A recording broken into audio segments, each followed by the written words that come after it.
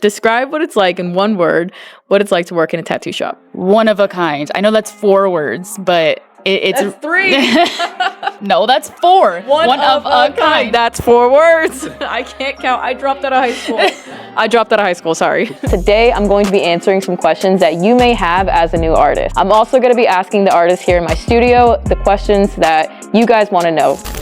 No, I think working at a tattoo shop, it really is one of a kind. You get to meet so many different people with so many different ideas, and it's really interesting to see what our artists can put together. How long have you been in the industry? 20 years. How do you determine what is a good studio versus a bad studio to work in? The ownership. So if the owners are all about just the money and there's no art in it and they're just somebody that is subsidizing the tattoo industry to make money off of it, to me, that's an issue. So for me, if you're going into a place where the owner is actually partaking in the tattooing and is putting their all into it to try to get to a point in their career where they're trying to be the best. To me, that's what you would want to surround yourself is people that are talented, that are trying to push the boundaries of tattooing and definitely pushing their boundaries as an artist. What is the style that you wanted to learn and be known for? Microrealism. Oh, and what do you do now? Realism. Macro. Just not micro. Macro realism. What are you working on? Trying to figure out how I'm going to design this anime piece. Hell yeah. So I just got some references and just staring at the leg until I come up with some ideas. Wow.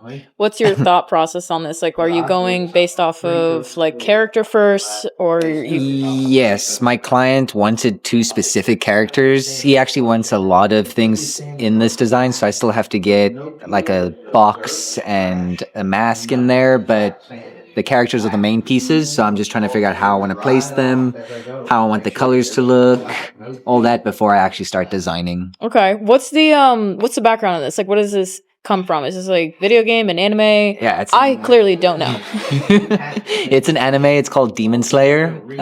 Very popular one, and it's my client's favorite one, so that's why we're working on this. I'm gonna get like destroyed in the comments. It's gonna be like, you don't know what Demon Slayer is?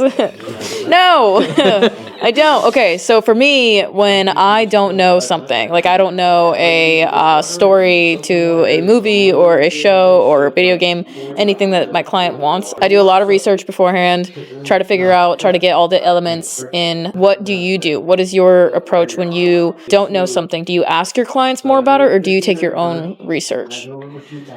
It'll be a little bit of both. I'd say my clients like it when I ask them the questions because you can often go and research something and then you can take your own meaning out of it. And so I feel like a client will have their own meaning attached to whatever the movie or character is, and so you can get a little bit more of that into your design, but still doing a lot of the research, especially if I have no idea. Like I've got a Warcraft one coming up and I've never played Warcraft. I only know a little bit about it, so I had to go and research some characters and really get into that, but still asking the client a lot.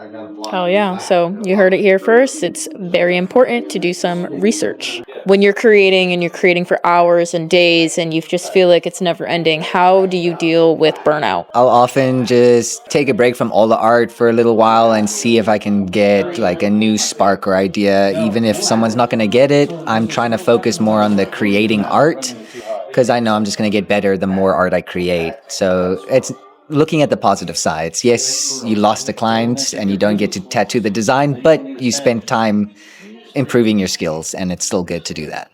How did you discover that you like the style that you are known for? I just really like plants.